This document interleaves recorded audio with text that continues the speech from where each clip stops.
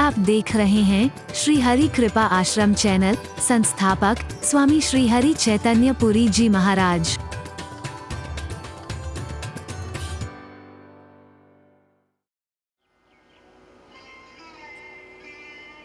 उनका दिल दुखी न अति प्रसन्न, परमात्मा के हृदय को खुशी हो कि इसको मैंने दुनिया में भेजा है। आहा, मेरे गुरु के मन में प्रसन्नता हो, ये मेरा शिष्य है। माता पिता के हृदय को प्रसन्नता हो, ये हमारी औलाद है। समाज में एक दूसरे के हृदय में प्रसन्नता का अनुभव हो, एक दूसरे के लिए दुख की स्थिति ना हो, अपवाद छोड़ करके। क्योंकि कईयों को तो अब आदत है तो दुखी हो अपनी गलती की वजह से, तो इसमें उसका कोई दोष नहीं। अब सूर्य भगवान तो सबके भले के लिए आ रहे हैं, चोर कभी खुश नहीं होगा उनको देख करके, एक अलग विषय है, ये अपवाद है। भोगी विलासी कभी सूर्य भगवान को देख करके प्रसन्न नहीं हो सकता है, एक अपवाद है, उसको रात ही अच्छी लगेगी। उल्लू को कभी भी सूर्य भगवान प्रसन्न नहीं कर पाएंगे, बिल्कुल सही है, एक अपवाद है।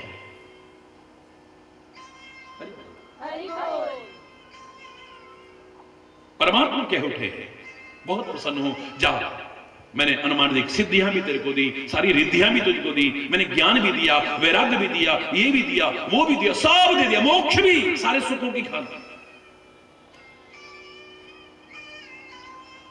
क्योंकि भगवान भी लगता है देखते हैं कि क्या चाहता है। लालच में आता है, ये मुझे चाहता है।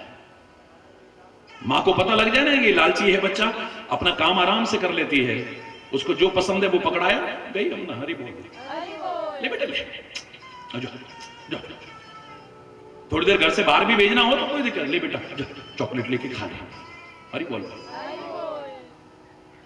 वो जो चिप्स फिप्स पता नहीं क्या क्या और दुनिया भर की चीज, ले बेटा जा खा ले आराम से।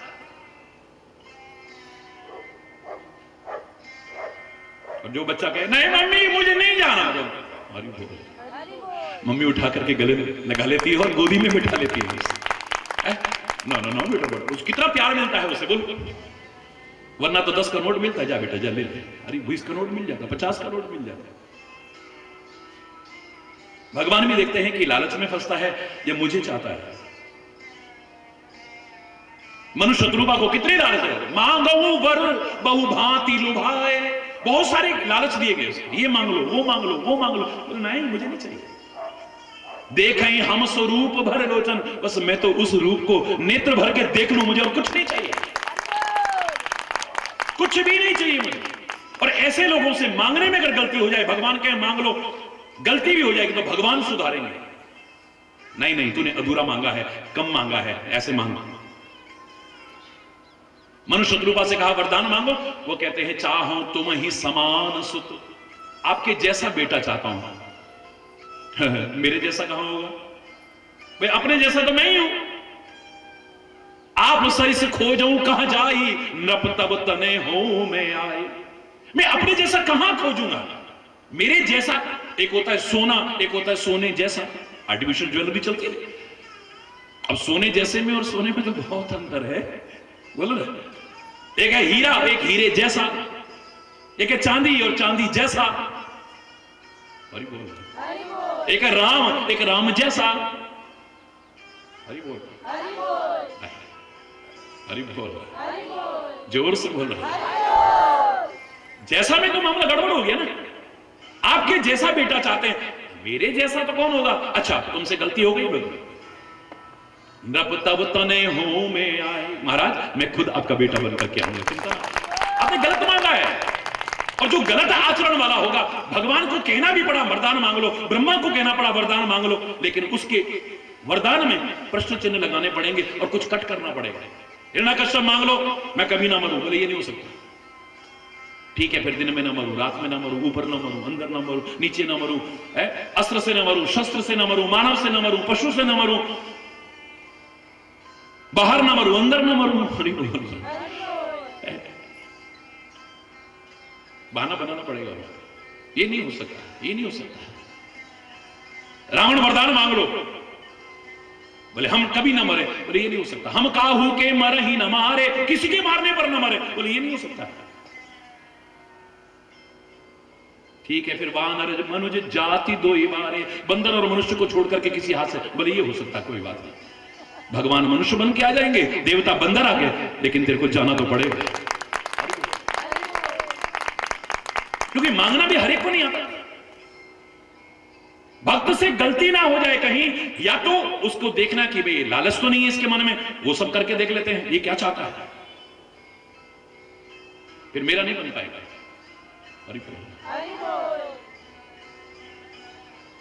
ये सब ले लिया तो फिर कृपा प्यार या मुझे नहीं पा पाएगा। वो कितनों को क्या है, घर में खाने को नहीं होता था, मकान बन गया, गाड़ी आ गई, फलाना हो गया, अब ऐसे मगन हो गए, अब भगवान की भी याद नहीं। गुरु महाराज बिल्कुल हमारी ये हालत है, जाओ भगवान की कृपा से सब हो, आज इस लायक हो गए। मेरे तो खैर करोड़ों लोगों का प्यार तब भी था, आज भी और आगे भी रहेगा, एक अलग विषय है, लेकिन कितने ऐसे भी होंगे जो खाली उतने तक ही थे, अब सब कुछ मिल गया, भरी बोल। ऐसों के लिए तो बना है, मतलब निकल गया तो बोलो ना, जोर से बोलो ना वीर। जो वक्त निकल जाने के बाद में पलटी खा जाए वो इंसान नहीं हो सकता है कभी। वो भी देखते हैं ठीक है क्या चाहता है, मुझे चाहता है या नहीं है?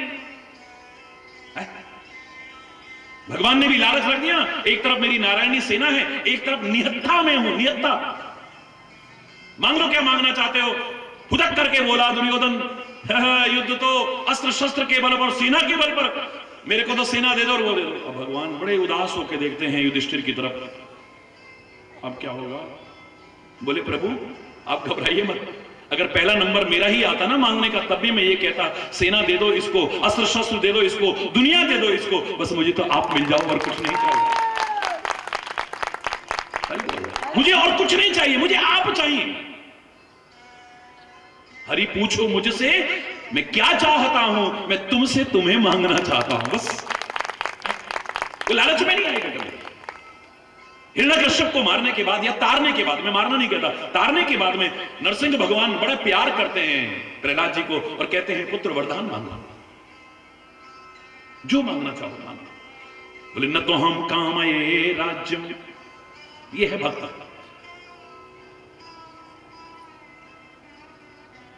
मैं राज्य नहीं चाहता आपसे, वो तो पिता की मृत्यु के बाद उत्तराधिकारी हूं, राज्य तो मुझे वैसे ही मिल जाएगा, मुझे राज्य नहीं चाहिए।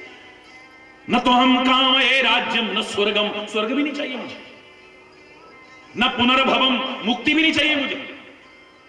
तो क्या चाहते हो पुत्र? कामये दुख तप्तानाम प्राणिनाम आर्तिनाशनम, ये दुख से जो पीड़ित लोग हैं ना, इनका कष्ट दूर करने लायक मुझे बना दो, बस मुझे और कुछ नहीं। एक संत ने तो कहा, जब उन्हें कहा गया कि तुम्हें स्वर्ग में रहना है या नरक में, क्योंकि तुम्हारे ऊपर छोड़ते हैं, तो उन्होंने कहा भाई मैं दोनों देखना चाहूंगा पहले। तो ऐसा करो फिर स्वर्ग में तो आपको रहना, आपके तो बड़े अच्छे कर्म हैं, तो चलते चलते पहले नरक की दशा देख जाते हैं। आहा, क्या है संत, क्या है भक्त, जरा सुनो।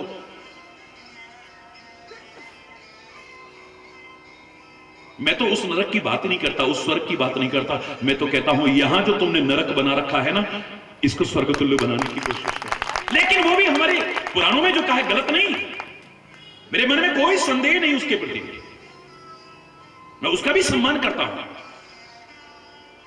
अब वहां पर किसी को तला जा रहा है, किसी को ये किया, जैसा वर्णन मिलता है, बड़े तरह तरह की यात्राएं दी जा रही हैं, तड़प रहे लोग। लेकिन कहते हैं जैसे ही संत के चरण अंदर पड़े, चंदन भी इतनी शीतलता नहीं देगा जितना कि स्वाभाविक सबको शीतलता का अनुभव होने लगता है। कढ़ाई में तले जा रहे हैं, लेकिन चेहरे पर मुस्कुराहट आ गई है। जो चिल्ला रहे थे, हर चेहरे पर मुस्कुराहट है। सबसे कहा भाई अब क्या हो गया? वो जो वहां पर कर्मचारी थे, क्या ऐसे लग रहा है बिल्कुल ठंडक सी मिल रही है, बड़ी शांति मिल रही है। बोले क्यों? तुम्हें तो आग में तपाया जा रहा है, गरम गरम तेल में तला जा रहा है तुम्हें, तो जो कहा गया उस समय। तो वो कहते जैसे ही ये आए हैं ना अंदर, तब से हमें बड़ी शांति मिल रही है। तो संत कहता है मुझे नहीं जाना स्वर्ग में, मेरे आने पर अगर इन तपते हुओं को अगर शांति मिलती है, राहत मिलती है, मैं यही नरक में रहने को तैयार हूं।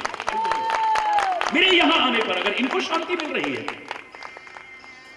किसी राष्ट्रभक्त ने कहा कभी मेरी मुक्ति हो जाए, वो कहता भारत मां मुझे बार बार बुलाना, मैं तेरे बार बार काम आ सकूं बस। परमात्मा का भक्त भी कभी नहीं कहता मुझे मुक्ति मिल जाए, कभी नहीं कहता। बार बार वर मांगो,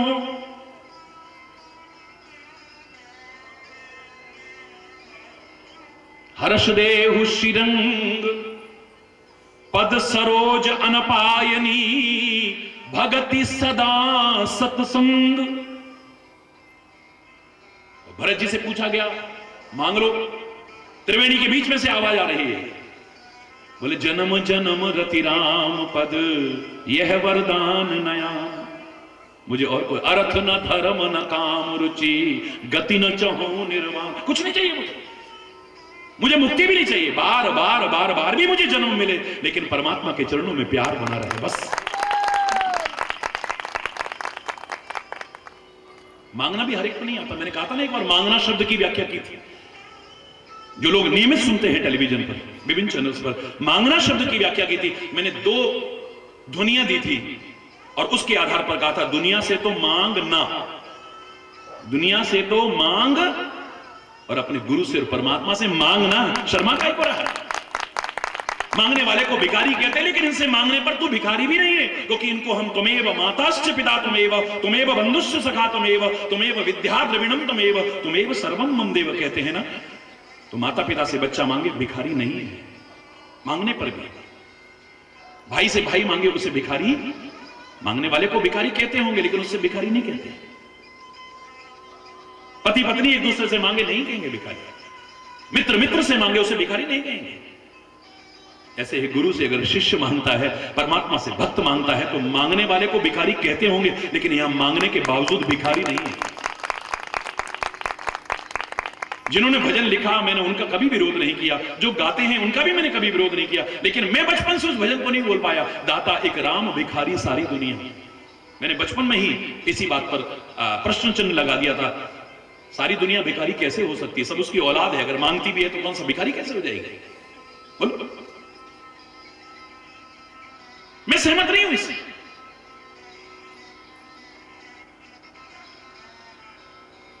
लेकिन संत से, सदगुरु से, परमात्मा से मांगने को कहा, पर मांगना भी तो नहीं आता है हमें।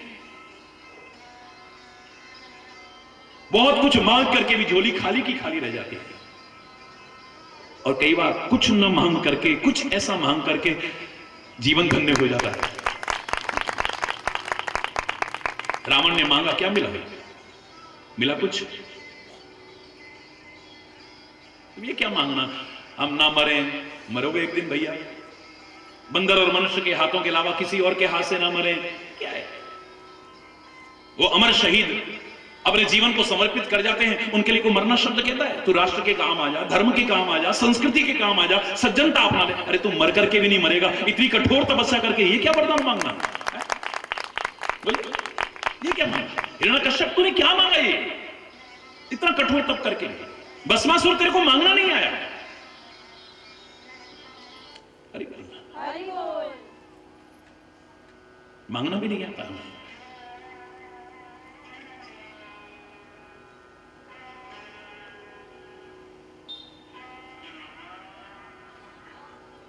अगर ऐसा जीवन हो ना, भगवान खुद दे देंगे, बाद में कहेंगे अच्छा और मांग ले, क्या मांगना चाहता है। सारा कुछ देने के बाद भी कहते मन भाव, अपना मन भावना भी मांग लेना, जो तेरे मन को अच्छा लगे। अविरल भगति विशुद्ध तब श्रुति मुरान जोगा। परमात्मा तूने सब कुछ देने को कहा, लेकिन भक्ति आप नहीं देने ना कहीं, अपनी भक्ति तो देने का कहा ही नहीं, क्योंकि तू तो भक्ति के बल पर ही रीझेगा ना, प्रेम के बल पर ही रीझेगा। मुझे तू चाहिए, ये सब नहीं चाहिए। भक्तिहीन सुख कब नहीं कहा जाए। ये सारे सुख भी मुझे मिल गए और मेरे जीवन में भक्ति ना हुई, प्रेम ना हुआ तेरे प्रति, बेकार है। ये सब पाकर के अगर तू छूट गया, तू तो फिर क्या पाया मैंने? कुछ नहीं। अरे ये सब भी है और तू नहीं है तो बेकार है, और तू है एक सब न भी हो तो चलेगा।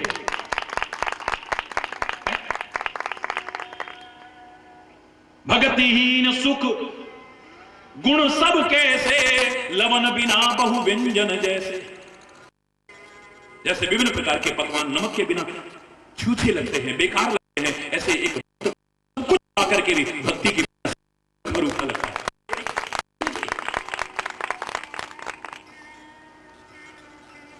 परमात्मा देख लिया तो और किसी लालच में नहीं आ रहा, खाली मुझे पाना चाहता है, मेरी कृपा को पाना चाहता है, मेरा सामीप्य और सानिध्य पाना चाहता है। बोले वचन परम सुखदायक, पहले कहा था सुखदायक वचन बोले, अब क्या कह रहे, परम सुखदायक। क्योंकि ये पहले सुख दिया था, अब परम सुख प्रदान कर रहे हैं। भक्ति अपनी कृपा स्वयं को दे रहे हैं। सुन वायसते सहज सयाना, तू है समझदार असली थी, हरि बोलना, बहुत समझदार है तू, सयाना है। मतलब हम सयाना किसको समझते हैं, तो 2 के 4 बना ले। हमारा बच्चा बहुत सयाना भैया, देखो ग्राहक आया उसको 10 की चीज 20 में दे दी, देखो ये पता नहीं बड़ा होकर क्या बनेगा। हरि बोल सयाना हो गया, बहुत समझदार।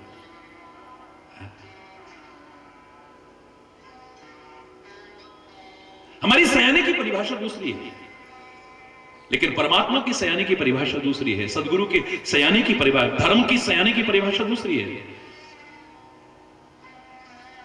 होशियार, सयाना, यहां तक कि चतुर भी कह दो तो वास्तव में देखो तो केवट है, वास्तव में देखो तो कागभूषुंडी है, वास्तव में देखो जो सारे भक्त हैं कितने सयाने। सयानापन यहां किया है, क्योंकि मैंने आपसे कहा था एक बच्चा अबोध कहलाता है जब तक, तब तक उसे पता नहीं कि कम कीमती क्या है, ज्यादा कीमती क्या है, बेशकीमती क्या है और अनमोल चीज क्या है। इसलिए उसके सामने आप 1000 के नोट की गड्डी रख दो, एक तरफ सोने चांदी का और हीरे जवाहरात का सेट रख दो और एक तरफ चॉकलेट रख दो, काय पे हाथ मारेगा, बोलो ना चॉकलेट पे हाथ मारेगा। सारी जिंदगी भी खाता रहता तो इससे खत्म नहीं होनी थी। ये दुनियादारी का उदाहरण बता रहा हूं। उसको नहीं पता है कि कम कीमती क्या है, ज्यादा कीमती क्या है, बेशकीमती क्या है, और उसमें एक हीरा भी था जिसकी कीमत है अनमोल चीज क्या है, उसको नहीं पता है। उसको हम अबोध कहते हैं। क्या यही अबोध हरकतें हम नहीं करते? क्योंकि हमें भी पता नहीं है कि कम कीमती क्या है, ज्यादा कीमती क्या है, बेशकीमती क्या है और अनमोल चीज क्या है। सच्चे भक्तों ने समझा है कि अनमोल क्या है, सब चीजों को ठुकरा देते हैं। कोटि कहो कल घोत के धाम, करील की कुंजन ऊपर वारो। रसखान कह देता है करील की कुंजों के ऊपर जहां मेरे कन्हैया ने विहार किया है, अगर तीनों लोगों का राज्य राज तिहुपुर को तज डारो, तीनों लोगों का भी राज्य मुझे मिले, इसके ऊपर वार करके फेंक दूंगा मैं, यूं करके। अरे बोल नहीं चाहिए मुझे। सीता अयोध्या में बहुत सुख है, कोई कष्ट नहीं है, तो बड़ी सुकुमार हो, फिर यहां मन न लगे तो जनकपुर चली जाना, वहां भी हर सुख है। जंगल में तो कष्ट ही कष्ट है।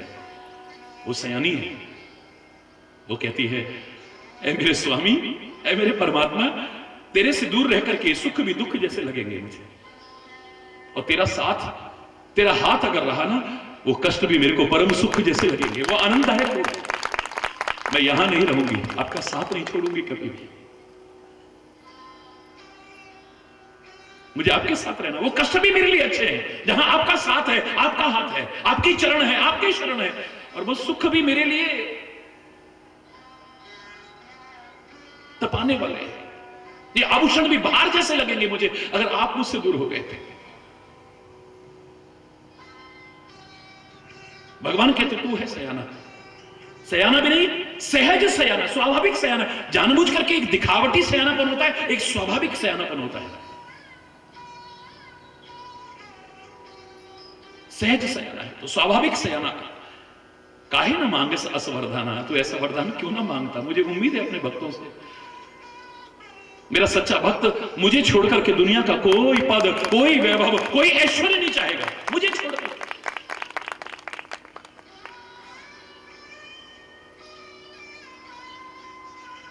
काहे ना मांगे तू ऐसा वरदान क्यों ना मांगता, यही उम्मीद थी मुझे। मुझे लगता है पहले सब कुछ दे करके परीक्षा की है और परीक्षा में उत्तीर्ण हुआ है, तभी कहते हैं कि हाँ ऐसा क्यों ना मांगता, मुझे यही उम्मीद थी तेरे से।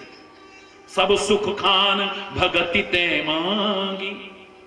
सारे सुखों की खान भक्ति मांग ली तूने, मेरा प्यार मांग लिया तूने, मेरा आशीर्वाद मांग लिया, मुझे मांग लिया है। नहीं जग को तो इस सम बड़ भागी। तेरे जैसा परम सौभाग्यशाली दुनिया में और कौन होगा।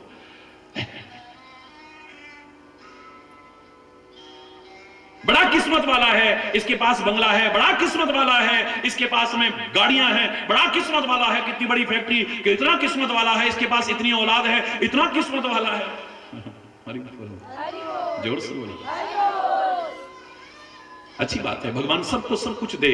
मैं प्रार्थना करता हूं कभी किसी की झोली खाली ना रहे, परमात्मा की कृपा से सबकी झोली भर, बड़ी अच्छी बात है, लेकिन परमात्मा से दूर ना हो जाए।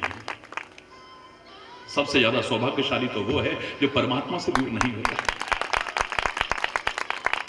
हम छोटे छोटे थे तो गली में एक व्यक्ति वो गाते हुए जाते थे, वो मांगते थे बेचारे घर घर में, वो गाते हुए जाते थे, कई रोज नए नए गीत गाते थे। तो एक दिन बड़ा अच्छा गीत गा रहे थे, थोड़ा सा वो भाग्यहीन है जिसके घर संतान नहीं, थोड़ा सा वो भाग्यहीन है जिसके घर संतान नहीं, सबसे ज्यादा भाग्यहीन वो याद जिसे भगवान नहीं, सबसे ज्यादा भाग्यहीन वो याद जिसे भगवान नहीं। बोले थोड़ा सा वो भाग्यहीन है, थोड़ा सा होगा वो तुम्हारी निगाह में होगा, थोड़ा सा बदकिस्मत। देखो इसके घर में औलाद नहीं है,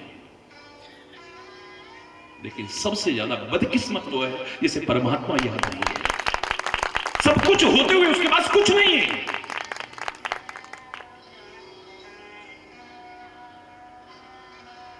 परमात्मा से विमुख के पास ये जो कुछ है भी ना, मैंने कल भी आपसे कहा, ये टिकेगा आज नहीं तो कल एक दिन खत्म हो जाएगा। कैसे खत्म होगा पता भी नहीं चलेगा। मैं नहीं, मेरा नहीं, ये तन किसी का है दिया, जो भी अपने पास है ये धन किसी का है दिया, जो मिला है वो हमेशा पास रह सकता नहीं, कब बिछुड़ जाए या कोई राज कह सकता नहीं। जिंदगी का ये खिला मधुवन किसी का है दिया, मैं नहीं, मेरा नहीं, ये तन किसी का है। देने वाले ने दिया, वो भी दिया किस शान से, पर मेरा है ये लेने वाला कह उठा अभिमान से। मैं और मेरा कहने वाला ये मन भी किसी का है दिया, मैं नहीं, मेरा नहीं, ये तन किसी का है दिया। जग की सेवा खोज अपनी प्रीति उनकी से कीजिए, जिंदगी का राज है ये जानकर जी लीजिए। साधना के पथ पे ये साधन किसी का है दिया, मैं नहीं, मेरा नहीं, ये तन किसी का है दिया। जो भी अपने पास है वो धन किसी का है दिया। और धन की तीन ही गतियां हैं, पहली दानाय, दूसरी भोगाय और तीसरी नाशाय। किसी सत्कर्म में लगाएं, किसी गरीब की मदद करें, किसी असहाय की मदद करें, अगर हमारे पास है तो अपनी आवश्यकताओं से अधिक करें। हरि बोल।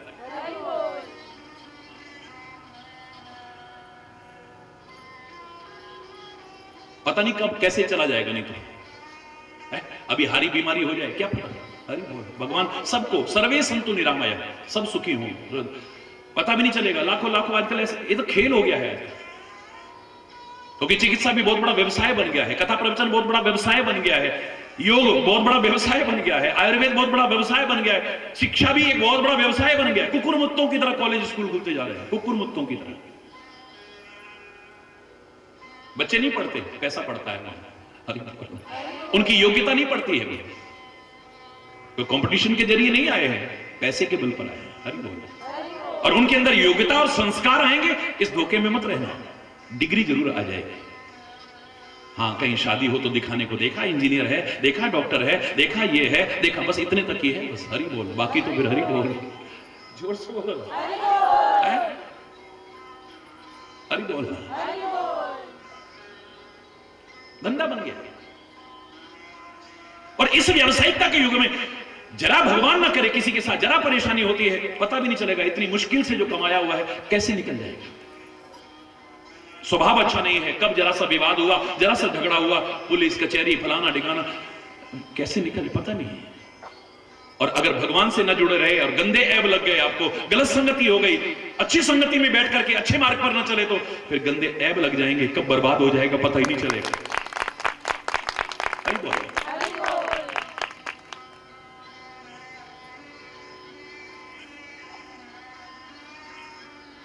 इसलिए कहा था राम विमुख संपत्ति प्रभु पाई, जाए रही पाई बिन पाई।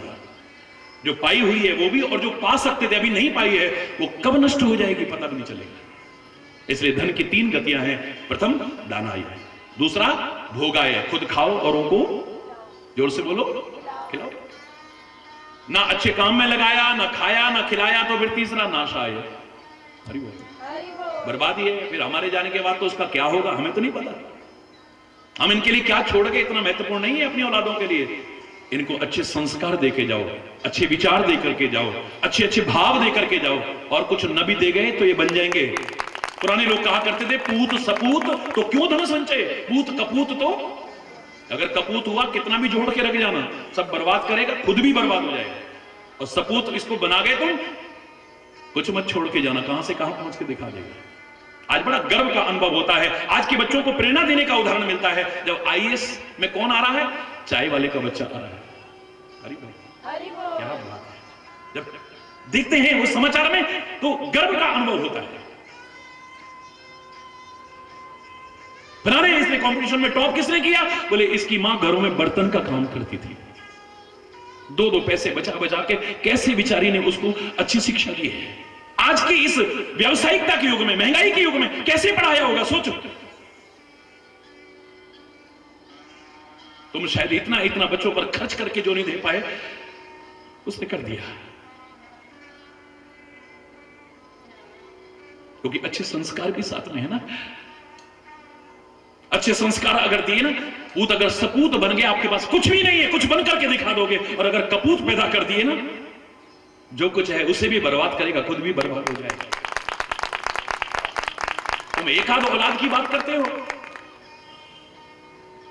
1 लाख पूत 1.25 लाख नाती, ता रावण घर दिया न बाती। पुराने लोग कहा करते थे, उसके घर में तो दिया जलाने वाला नहीं बचा। ये जो कुछ भी है पता नहीं कम कैसे जाएगा। इसलिए रामायण में जहां धन्य शब्द, क्योंकि हमारा पहले दिन से धन्य शब्द पर चला है, तो कितनी चीजों को धन्य कहा, और भी सुनिए आप।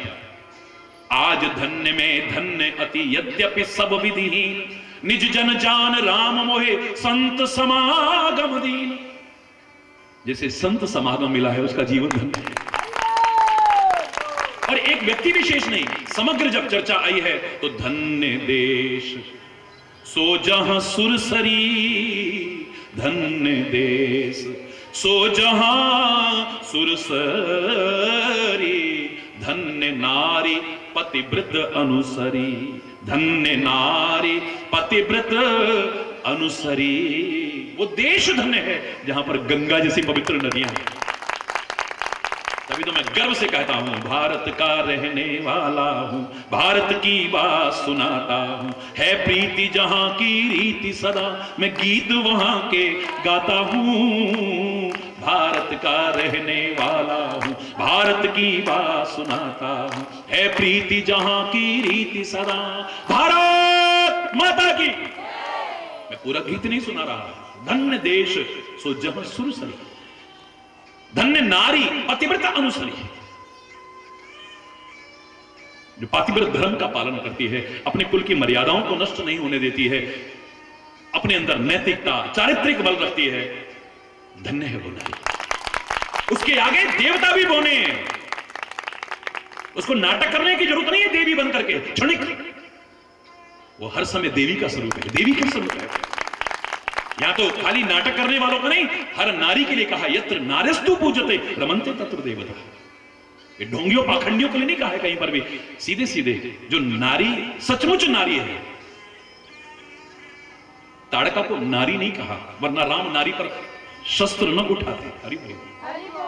शूर्पणखा को नारी नहीं माना है, वरना लक्ष्मण उसके नाक और कान काट करके लज्जित न करता। जो नारी के गौरव को बढ़ाने वाले हैं वो ऐसे काम हरगिज नहीं कर सकते थे, ये नारियां नहीं।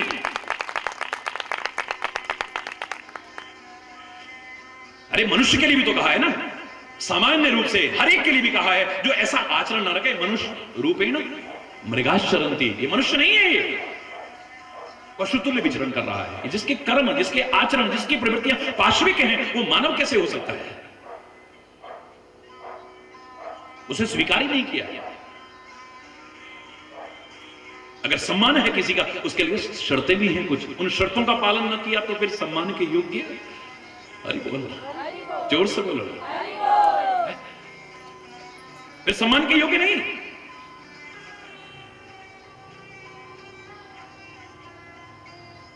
अनुसुईया के सामने ब्रह्मा विष्णु महेश छोटे छोटे बच्चे बनने हैं, क्या मतलब इसका, क्या तात्पर्य है इसका? यानी ब्रह्मा विष्णु महेश भी जिसके सामने बोने नजर आए वो है नारी का सम्मान। अगर अपने धर्म का पालन करती है, अपने पति के साथ जल करके खाक हो जाए, वो सती नहीं। जो अपने सतीत्व की रक्षा करती है वो है सती। वर्तमान की परिभाषा यही हो सकती है, क्योंकि कोर्ट भी आपको उस वाले को मान्यता नहीं दे सकता है, आज कानून भी उस सती प्रथा को महिमा मंडित नहीं कर सकता, और आप भी करेंगे तो अपराध की श्रेणी में आएगा। और फिर इतिहास बता रहा है, हमने खाली पति के साथ जलने वालों को सती नहीं कहा है, हमने सती अनुसुईया कहा है। वो पति के साथ जल करके खाक नहीं हुई, सती अनुसुईया कहा है। हमने सती सावित्री कहा है, वो पति के साथ जल करके खाक होना तो दूर, यमराज के हाथों से अपने पति को भी वापस लौटा करके दिखा देती है। हमने सीता को सती कहा है, हमने पार्वती को सती कहा है। अरे बोलो, यह है भारतीय संस्कृति। धन्य देश सो जहां सुरसरी, धन्य नारी पतिव्रत अनुसरी, धन्य सो द्विज निज धर्म न टरई। खाली ब्राह्मण के घर में पैदा होकर के कोई इतना सम्मान का पात्र बन जाए, इस धोखे में मत रहना। अपने धर्म से डिगे नहीं, अपनी मर्यादाओं से डिगे नहीं, सच्चे अर्थों में ब्राह्मण बने। भारतीय संस्कृति में ये जो वर्ण आश्रम की व्यवस्था आई थी, ये कहां से आई थी? किसी कुल में पैदा होने पर नहीं, किसी घर में पैदा होने पर नहीं। उस समय जो प्रारंभिक व्यवस्था थी, क्या व्यवस्था थी? जो वेद पढ़ते थे और पढ़ाते थे, यज्ञ करते थे और कराते थे, दान देते थे और लेते थे, उनको ब्राह्मण कहते थे। जो समाज की रक्षा का उत्तरदायित्व वहन करते थे, उसको जोर से बोलो भाई, क्षत्रिय कहते थे। जो व्यावसायिक लेन देन करते थे, समाज में एक दूसरे की कमियों की पूर्ति कराने की कोशिश करते थे, उसे वैश्य कहते थे। और शूद्र को भी अपमानित नहीं किया भारतीय संस्कृति ने। जो समाज की सेवा का उत्तरदायित्व वहन करते थे, उसे शूद्र कहते थे। कई लोग कहते थे भारतीय संस्कृति ने शूद्र का अपमान, बिल्कुल नहीं। एक व्यक्ति बहस करने लगा, देखा शास्त्रों में यही तो कहा है, ब्राह्मण भगवान के मुख से उत्पन्न, क्षत्रिय बाहु से उत्पन्न, वैश्य उदर से उत्पन्न और शूद्र चरणों से उत्पन्न। तो ये अपवित्र नहीं माना है। अरे भगवान के चरणों से अपवित्र? उनके चरणों से निकली गंगा खुद पवित्र है, दुनिया को पवित्र कर रही है। उनके चरणों से निकला शूद्र अपवित्र कैसे हो सकता है? अरे अशुद्धता जहां है, वो किसी में भी हो, उस समय एक उच्च पवित्र कुल के ब्राह्मण के घर में भी कोई बच्चा पैदा हुआ, 10 दिन लोग पानी नहीं पीते। अरे बोलो, किसी की मृत्यु हो गई, अब कितने दिन तक उसके घर का पानी भी नहीं पीते। जो शुचिता और उसका पवित्र उसका विचार करते हैं, शौच अशौच का विचार करते हैं, पीते। इसलिए भगवान कृष्ण ने तो सारे विवाद खत्म कर दिए। वो कहते जन्मना जायते शूद्र, जन्म से हर व्यक्ति शूद्र है, क्योंकि हर व्यक्ति के पैदा होने पर अपवित्रता आ जाती है घर में। अरे कोई भी क्यों ना हो, उच्च से उच्च, पवित्र से पवित्र कुल समझा जाने वाला, उसके घर में भी कोई बच्चा पैदा हुआ, अपवित्रता आ गई घर के अंदर, अशौच हो गया। यानी तुम्हारे पैदा होने पर घर में अशुद्धता आ गई, तुम्हारे मरने पर घर में अशुद्धता आ गई। बीच का टाइम ऐसा है, कुछ ऐसा करो चाहे कहीं पर भी उत्पन्न हुए हो, खुद भी पवित्र हो और औरों को भी पवित्र करने योग्य बनो। धन्य सो द्विज निज धर्म न टरई, धन्य सो भूप नीति जो करई। वो राजा धन्य है जो नीति का पालन करता है, राजनीति करता है, राज अनीति पूर्वक नहीं या अराजनीति नहीं होने देता है। वो राजा भी धन्य है। इसलिए राजा को भी भगवान का रूप माना है, अगर वो नीति पूर्वक राज्य करता है। जो राजा को भगवान की तरह पूछते हैं, हरि बोल, लेकिन जो नीति का पालन न करे, राजनीति आने दे या राज अनीति पूर्वक करे, उसको नहीं, वो धन्य नहीं हो सकता है। सो धन धन्य प्रथम गति जाकी। धन कौन सा धन्य है? जिसकी प्रथम गति है, यानी धनाय, सदुपयोग। क्योंकि जो हमें मिला है, मैं हमेशा कहता हूं, उसका खाली भोग नहीं करना, उसका खाली उपभोग नहीं करना, उसका खाली उपयोग नहीं करना, उसका सदुपयोग करना है। न कर सको दुरुपयोग मत करना कभी। जो भी मिला, जीवन मिला है तो श्वासें मिली हैं, तो साधन मिले हैं, तो सामर्थ्य मिले हैं, तो जो भी तुम्हें मिला है इसका खाली भोग ना हो, इसका खाली उपभोग ना हो, इसका खाली उपयोग ना हो, सदुपयोग हो, वरना दुरुपयोग तो कभी भी नहीं।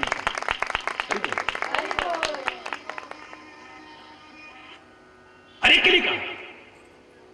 मैंने एक उदाहरण सुनाया था ना, इसको बड़ा सरल शब्दों में समझाने के लिए, कि अकबर ने कहा बीरबल लोगों के कहने पर, क्योंकि लोगों को आग लगती थी ना, इसको सम्मान क्यों मिल रहा है बार बार, ईर्ष्या तो ईर्ष्या ही है। बोल है? इसको सम्मान क्यों मिल रहा है, तो बड़ी आग। तो ऐसे ऐसे क्वेश्चन तैयार करके लाते थे कि जवाब ना दे पाए। तो लोगों के कहने पर अकबर कहता है, अच्छा भाई ये लो 15 रुपए, 5 रुपए का अब ले आओ, 5 रुपए का तब ले आओ, और 5 रुपए का ना अब ना तब। सारी सभा में आज भीड़ बहुत थी, बोले अब पता लगेगा इसका बच्चू, अब देखते हैं तो क्या करता है। 5 रुपए का अब, 5 रुपए का तब, 5 रुपए का ना अब ना तब। सुबह हो गई, शाम हो गई, देर में आया, अंधेरा हो चुका है, लेकिन भीड़ हटने का नाम। अब किसी को भूख प्यास भी अच्छी नहीं लग रही। वाह, ये जलन देखो अब कैसी होती है। सारे के सारे सभा में तैयार हैं, कब आए बीरबल, देखते हैं आज क्या जवाब देता है। साथ में 2-4 सेवक थे, टोकरे थे फलों के, मेवा और मिष्ठान थे, ला करके अकबर के चरणों में रख दिए। बोले महाराज मैं आ गया हूं। अच्छा ठीक है, ये सामान तो ज्यादा से ज्यादा 5 रुपए का होगा। बोले महाराज मैंने कब कहा 15 का है, तो तुम ले आए फिर 5 रुपए का अब, 5 रुपए का तब, 5 रुपए का अब ना तब। बोले हाँ महाराज। बोले ये क्या है? बोले महाराज ये 5 रुपए का अब है, खाओ खिलाओ, ये अभी काम आएगा, बाद में काम आने वाला नहीं। 24 घंटे बाद तो फिर हरी बोल, जोर से बोलो ना। ये 5 रुपए का लाया हूं अब, जो यही काम आएगा, आगे काम आने वाला नहीं। 5 रुपए का तब। बोले जब मैं जा रहा था, रास्ते में फुटपाथ पर एक भिखारी पड़ा हुआ था, देखा तो फटे हाल ठंड में ठिठुर रहा था, पास में जाके देखा तो उसका शरीर भी तप रहा था। मैं उसको वैद्य जी के पास ले गया, उसको दवा दिलाई, कुछ वस्त्र दिलाए, कंबल दिलाया और कुछ भोजन दिलाया। महाराज मेरे 5 रुपए खर्च हो गए उसमें, ये आपके अब तो काम नहीं आएंगे, लेकिन तब काम आएंगे, ये आपके तब काम आएंगे। अब सारे के सारे परेशान। बोले इसने इसका भी जवाब दे दिया। अच्छा बच्चू बता फिर 5 रुपए का ना अब ना तब। बोले रास्ते में एक वैश्या नाच कर रही थी, लोग भी ठुमके लगा रहे थे उसके साथ, उस पर वार फेर कर रहे थे। मेरे पास भी 5 रुपए बचे थे, मैंने भी ऐसे वार फेर करा, उस पर फेंक दिया। महाराज ना अब काम आएंगे ना तब काम आएंगे। जोर से बोलो।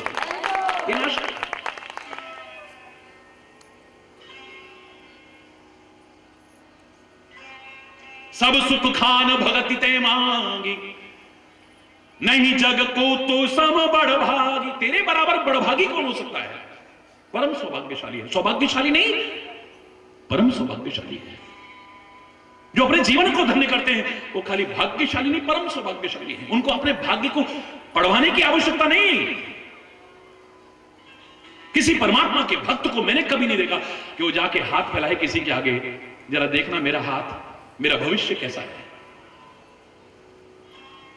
किसी शहीद को मैंने नहीं देखा, और वीर अमर शहीदों को जो राष्ट्र के लिए कुर्बान हो गए, किसी के पास जाकर के अपनी जन्मपत्री दिखाते हो, मैंने नहीं देखा। एक उदाहरण बता दिए, चैलेंज है मेरा। जो रात दिन सेवा के मार्ग में लगे रहते हैं, समाज सेवा ही जिनके जीवन का परम ध्येय बन गया है, वो कभी अपना भाग्य पढ़वाने नहीं जाते कहीं पर भी।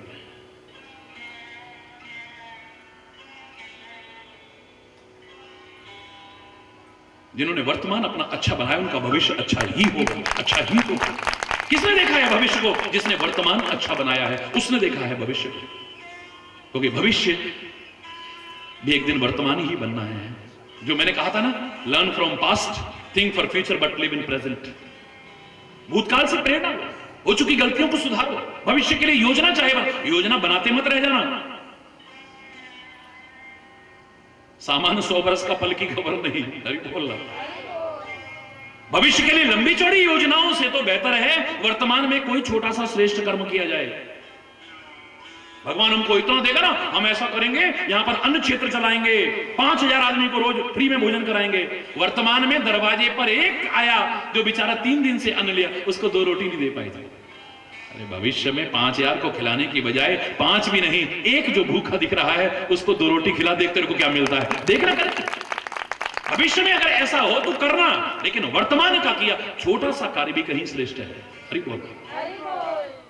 तो भूतकाल से प्रेरणा लो, हो चुकी गलतियों को सुधारो, भविष्य के लिए योजना चाहे बनाओ, लेकिन वर्तमान में जीना सीख लो। बस जो सोचता बस भविष्य की है वो वर्तमान भी खोता है।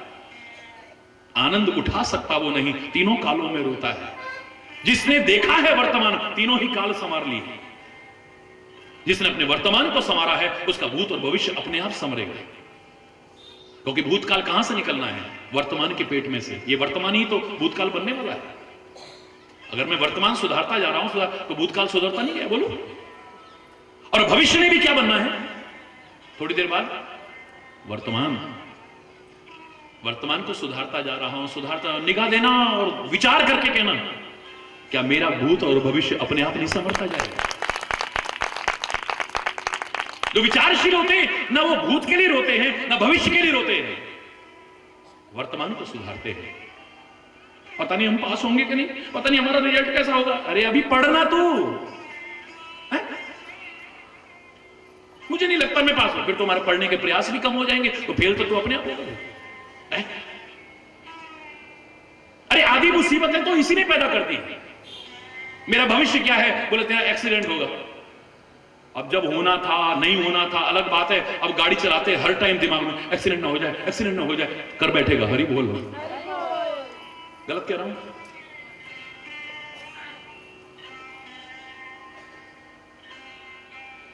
हानि लाभ जीवन मरण यश अपयश विधि हाथ, ये उसके हाथ में रहने दो, तुम्हारे हाथ में जो तुम वो करते रहो बस।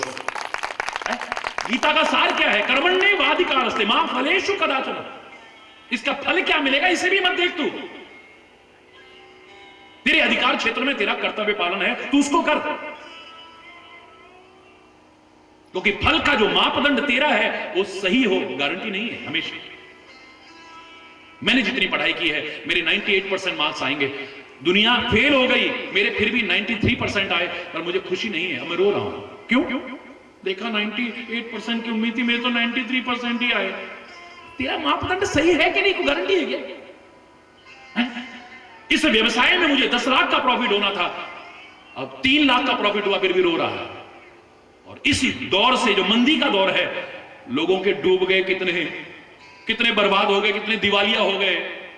ऐसे में भी 10 लाख की बजाय 3 लाख प्रॉफिट तो हुआ। 10 लाख तूने आका था ना। तेरा मापदंड सही है या गलत है, कोई गारंटी तो नहीं है, गलत भी तो हो सकता है। इसलिए तू अपना काम करता जा, बाकी छोड़ देना उसके हाथ में।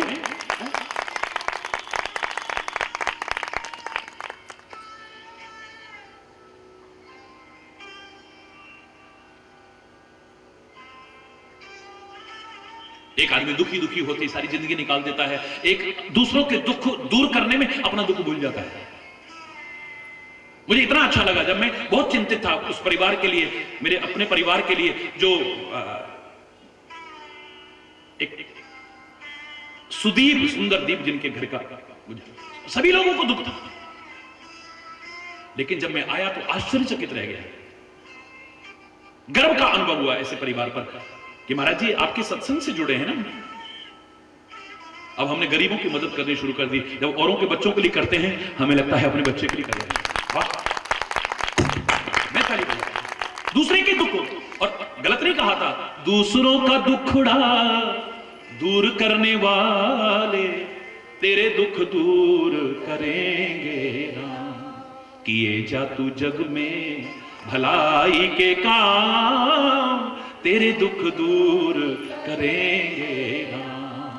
दूसरों का दुखड़ा दूर करने वाले तेरे दुख दूर करेंगे राम। क्या तूने पाया, क्या तूने खोया, क्या तेरा लाभ है, क्या हानि, इसका हिसाब रखेगा वही। अरे तू क्यों फिक्र करे प्राणी, तू बस अपना काम किए जा, ओ तू बस अपना काम किए जा, तेरे भंडार भरेंगे राम, दूसरों का दुखड़ा दूर करने वाले तेरे दुख, बोलो ना।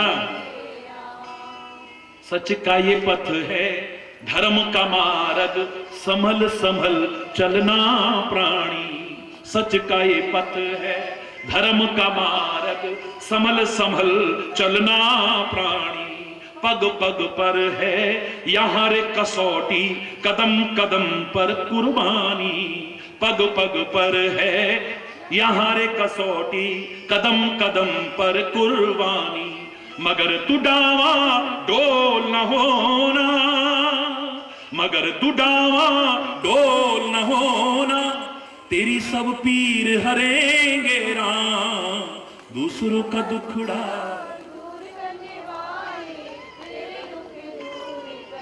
आज द्रौपदी को हम इतने सम्मान के साथ क्यों याद करते हैं? हुई होंगी उससे गलती, लेकिन आज आपने जीवन को कितना ऊंचा उठाया, इतिहास उठा करके देखिए।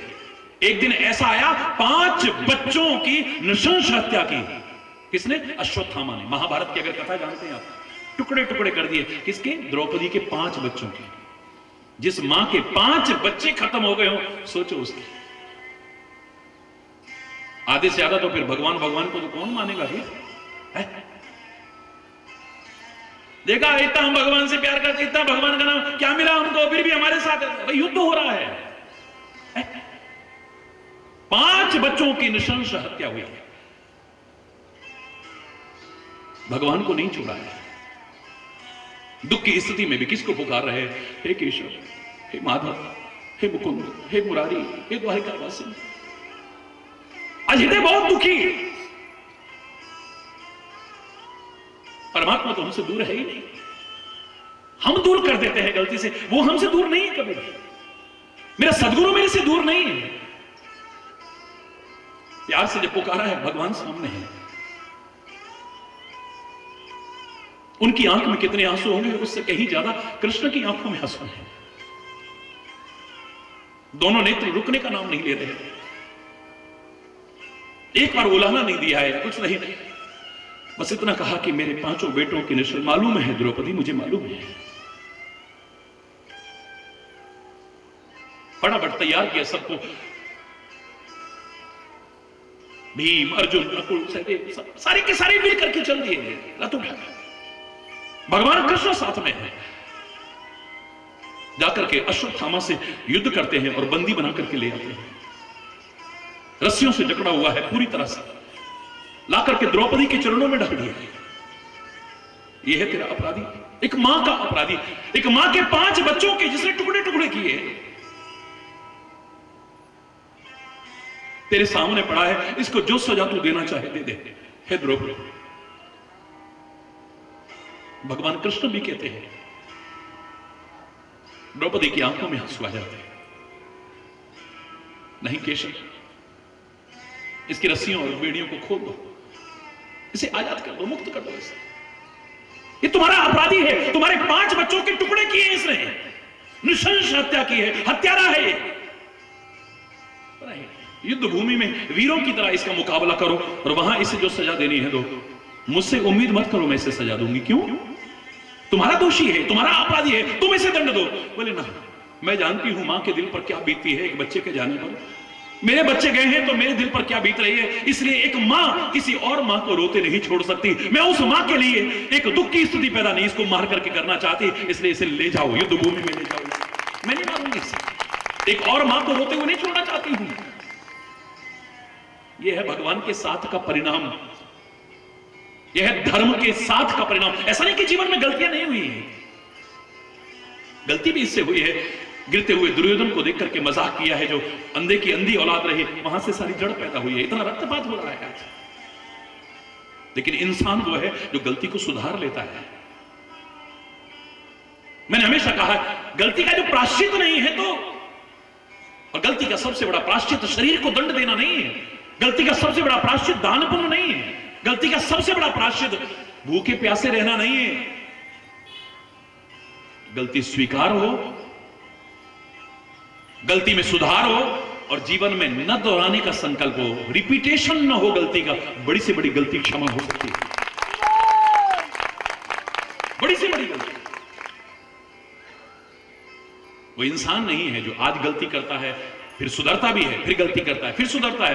बोले हाँ पता नहीं 1 महीने ठीक रहेगा फिर वही हो जाता है। अरे जोर से बोलो। फिर 1 महीना ठीक रहता है फिर पता नहीं इसको क्या हो जाता है।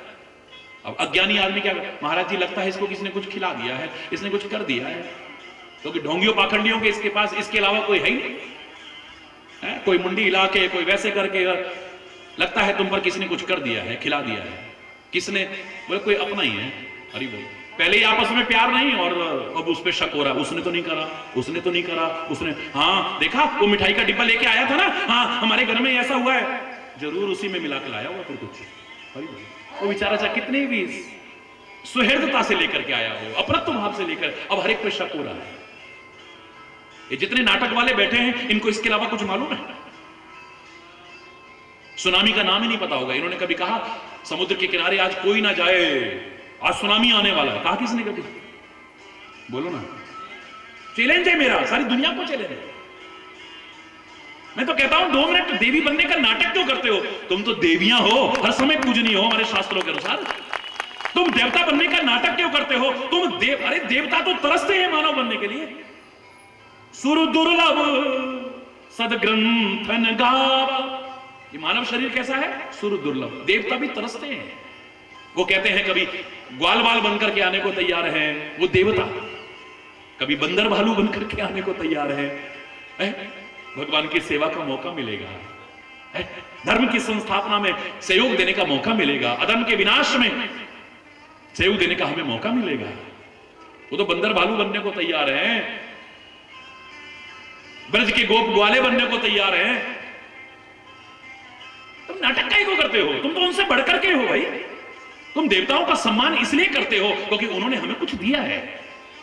सूर्य भगवान हमें प्रकाश दे रहे हैं, वायुदेव हमें जीवन बचाने में सहायता प्रदान कर रहे हैं, वरुण देवता हमें जीवन के लिए जल दे रहे हैं, फलाने देवता ये दे रहे हैं। तो हम एहसान फरामोश नहीं है, अनग्रेटफुल नहीं है, इसलिए हम उनका सम्मान करते हैं, पूजा करते हैं, उनकी करते रहेंगे। लेकिन अरे परमात्मा तक मानव बनकर के इस धरा पर आता है, तो सच्चे अर्थों में मानव ही बन जाए तो जीवन धन्य हो जाए। तो ये देवता और देवियों का नाटक करने की आवश्यकता नहीं, तू सच्चे अर्थों में मानव तो बन जा। जो परमात्मा ने तेरे को बनाया है वो तो बन जा पहले। कितने ऐसे हैं जो मनुष्य रूपेण मृगाश्चरन्ति, पशुतुल्य विचरण कर रहे हैं। हरि बोल। सौभाग्यशाली हैं हम, हमें मानव की देह मिली है। सौभाग्यशाली हैं हम, सर्वांग परिपूर्ण शरीर मिला है हमें, जिसके एक एक अंग की कीमत हम आंक नहीं सकते हैं। सौभाग्यशाली है भारत जैसी पवित्र धरा पर हमें जन्म मिला है। सौभाग्यशाली है हम, हमें सत्संग मिल रहा है। सौभाग्यशाली है सत्संग में रुचि भी है हमारी, वरना पड़ोस में से भी ना आ पाते हैं। हरि बोल। दूर दूर से चल के सारा दिन भर में कितने हजार आदमी आकर के जा रहा है, जंगल में, यहां देश के कोने कोने से आ रहे हैं लोग, हर बार की तरह। सौभाग्यशाली है सत्संग में हमारी रुचि भी है, लेकिन इसको अपना करके जीवन धन्य कर लेना, फिर सौभाग्यशाली नहीं परम सौभाग्यशाली बन जाए, जो भगवान कह रहे हैं।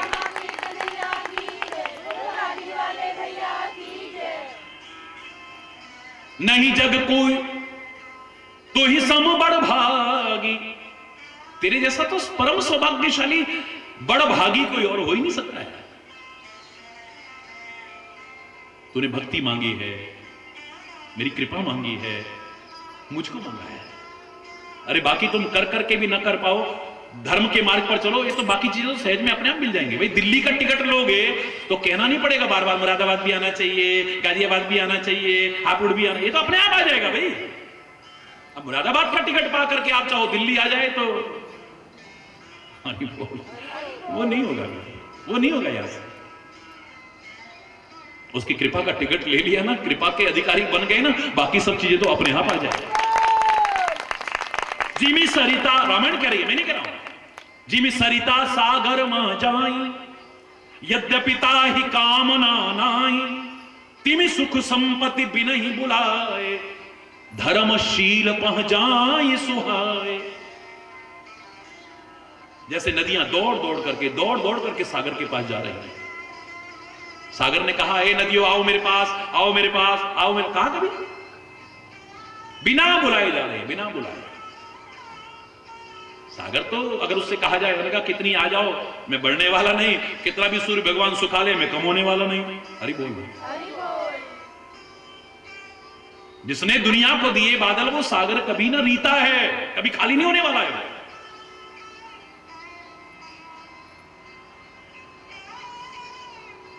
मुझे कोई फर्क नहीं, कितना जल आ जाए, मेरा स्तर बढ़ने वाला नहीं है, और कितना भी सूख जाए, कम होने वाला नहीं है। उसको कोई कामना नहीं है। जिम सरिता सागर में जाए, यद्यपि ताही कामना नहीं, सागर को कामना नहीं कि मेरे पास आए, मेरे पास आए, हाय मेरे पास आए, हाय मेरे पास आए ना, बिना बुलाए। तिम सुख संपत्ति बिन ही बुलाए, धर्मशील पह जाए सुहाए। बोले ऐसे ही बिना बुलाए, बिना कामना के भी सुख और संपत्ति एक भक्त के पास, एक धर्मात्मा के पास, एक सद आचरण परिपूर्ण व्यक्ति के पास अपने आप जाता है। अरे सारी जिंदगी लड़ भिड़ के दुनिया भर करके राजा बना होगा, कोई चक्रवर्ती सम्राट बना होगा, और वो भी आखिर में जाके किसके चरणों में झुक रहा है? लंगोटी चाप बाबा जी के। हरि बोल। क्या पा लिया इसने भाई, जो दुनिया झुक रही है आके चरणों में? बोल, कुछ तो होगा ना। बोलिए, महावीर स्वामी अगर राजा रहते, कितने लोग चरणों में झुकते प्यार और श्रद्धा से। लेकिन अब देखो, आप सारे विश्व के लिए आराध्य देव बन गए, भगवान बन गए। वैशाली का राज्य करते करते महात्मा बुद्ध कितनों के प्रेम का अधिकारी बन पाता है। आज बड़े बड़े राजा महाराजा भी उसके चरणों में आकर झुकते हैं, सारा विश्व उसको मानता है।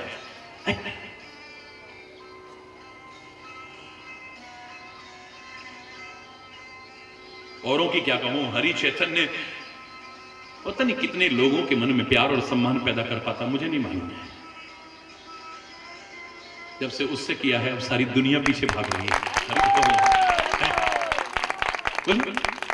अरे क्या छोटे छोटे पद की कह रहे हो, बड़े बड़े पद वाले भी चरणों में आके जो, अभिमान से नहीं कह रहा, एक स्वाभाविक कह रहा है। जंगल में भी बैठे हैं तो ढेर लगा रहता है ना। मैं किसी से मांग, मैं तो कहता हूं तुम मांगो ना, अपनी झोलियां भर के ले जाओ। ये भिखारी का दर नहीं है, दाता का दर है, भगवान का दर, गुरु का दर, संत का दर। आज भिखारी बन गए लोग अलग बात है, वरना तो यहां आकर के तुम्हें क्या नहीं मिल सकता है। अगर तुम्हारे अंदर विश्वास है, श्रद्धा है, और क्या किसको नहीं मिला और किसको नहीं मिल रहा और किसको नहीं मिलेगा। हरि बोल। करोड़ों लोगों ने अनुभव किया है प्रत्यक्ष। हरि बोल, जोर से बोलो। भगवान कहते हैं, जो मुनि कोटि जतन नहीं लहही, जे जप जोग अनल तन दहई। मुनि लोग भी करोड़ों यत्न करके जो प्राप्त नहीं कर पाते, जप करके, योग करके, अपने शरीर को तपा करके, तप करके भी नहीं प्राप्त कर पाते, आज तूने सहज में प्राप्त कर लिया है। तेरे जैसा होशियार और कौन होगा, तेरे जैसा समझदार और सयाना कौन होगा। कलयुग में तो उसकी जगह सयाना कौन है? सोई सयान जो पर धनहारी, दूसरे के जेब में से जो निकाल ले वो सयाना है। हरि बोल। ज्यादातर क्या हो रहा है, धर्म के क्षेत्र में भी चतुराई और समझदारी कहां आ रही है? कथा थोड़ी होती है, 3 घंटे की कथा है, उसमें 1.5 घंटे 5,000 उसने दिए, 5100 उसने दिए, 11,000 उसने दिए, 500 उसने दिए। 99% कहीं भी सुन लेना। हरि बोल। चैलेंज है मेरा, कम से कम यहां पर कोई उंगली नहीं उठा सकता। विश्व के करोड़ों करोड़ों लोग जो जुड़े हैं, आज तक कोई उंगली नहीं उठा पाया, ना उठा पाएगा कभी भी, जब तक ये जीवन भी है। हरि बोल। कथा थोड़ी होती है, बहाना बना लिया, सबने एक अच्छा तरीका है। अरे घर गृहस्थी में रहते, काम धंधा करते, मेहनत करते, फिर तुम परोपकार के काम, बड़ी अच्छी बात थी, बहुत अच्छी बात थी। अब गौशाला के नाम पर, अनाथ बच्चों के नाम पर, विकलांगों के नाम पर, शिक्षा के नाम पर, फलाने नाम पर, ढिकाने नाम पर, इस नाम पर, इस नाम पर, प्रवचन ऊपर चले ना चले, पर प्रवचन के नीचे पट्टी जरूर चल रही होगी। मेंबर बनो इतने लाख के, इतने हजार के, फलाने ढिकाने। गलत तो नहीं करेंगे, बोलो ना, आधी कथा इसी में होती है।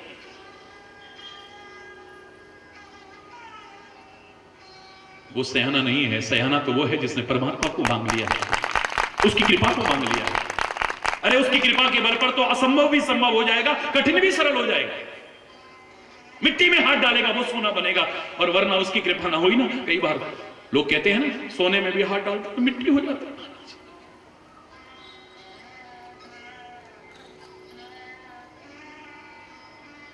चरण कमल वंदो हरि राय।